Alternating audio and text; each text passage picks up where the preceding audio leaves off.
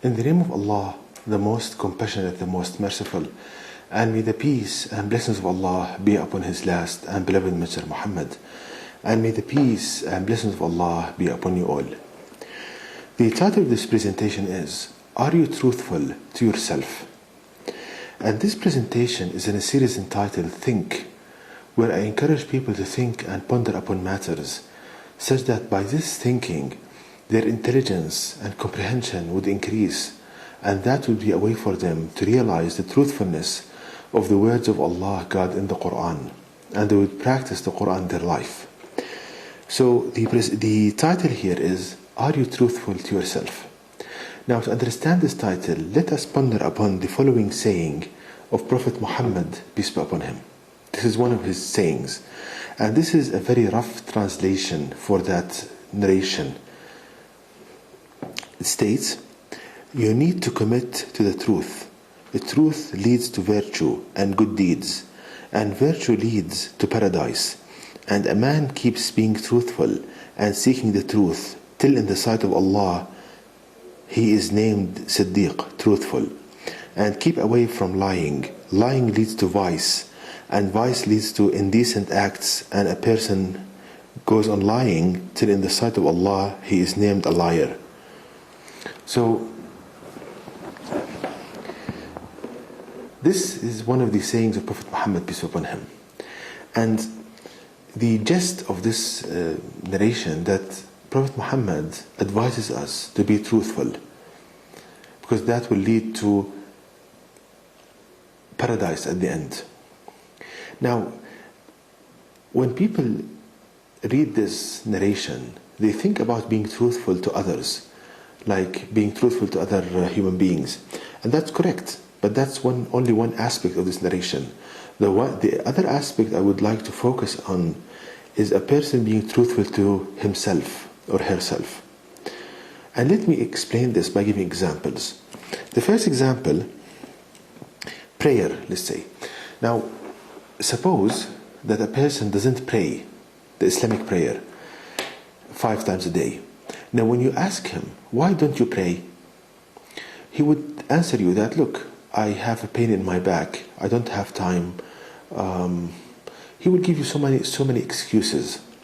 Now, that person is not truthful to himself, because if he was truthful, then he should confront himself. He needs to be truthful. Now, the reason why that person doesn't pray is not because he has a backache or he doesn't have time, but actually is because he's not convinced that prayer is needed, nor that it's necessary. And he sees his life going, either if he prays or doesn't pray, his rhythm in life is the same. That's the real reason why he doesn't pray, not because he doesn't have time. So if a person is truthful and he acknowledges that this is the reason why he doesn't pray, then that would be a way for them to change. Because at one point in his life, he would think, maybe I will try to pray and see what would have effect in my life. But if he keeps deluding himself and he is living a lie and befooling himself, then he might die on that state. Because these excuses would create like an atmosphere, an illusion he's living in. He's delusional.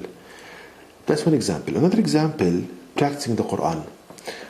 If you ask somebody who doesn't practice the last revelation to people in his life, why don't you practice the Quran? He would again give you excuses. The Quran is good, and I know it's good, but I have this job and have that job. Give you so many excuses. Now, the real reason why he doesn't practice the Quran, because he's not convinced that the teachings of the Quran, they are fruitful in this day and age. That's the real reason why he doesn't practice the Quran. So if he acknowledges this, then he would change, because he would think, look, this problem in my life, what the Quran has to say about it, he would start to think, because if he diagnoses the problem, he can get the cure. But if he keeps saying, look, the Quran is good, but I don't have time, the Quran is good, but I am in this job and that job, that is an illusion. That's kind of a lie he's living. Another example, Muslims, so many Muslims, they imitate the Western society, Western people, in the way they look, the way they speak, the way they dress, in all aspects. Now, if you ask a Muslim young man or young woman about this, why do you do this? He would say, look, I'm just having fun. It's fun to dress this way. But that is not being truthful to oneself. He's doing this because he sees that the Western people, they have so many advances in technology and they are living a more comfortable life. And he wants that. He says, maybe by imitating them, I would reach that state. That's the real reason why they imitate the Western people. Now, if he's truthful to himself and he acknowledges this fact, that why the fact that he's doing this because that the Western people are more kind of advanced and have more comfortable life, then he would start thinking, okay, why the Muslims are in this state, this backward state? What's the reason? And that would be a way for him to change. And maybe he can invoke changes in the Muslim world as well. Okay, the last example.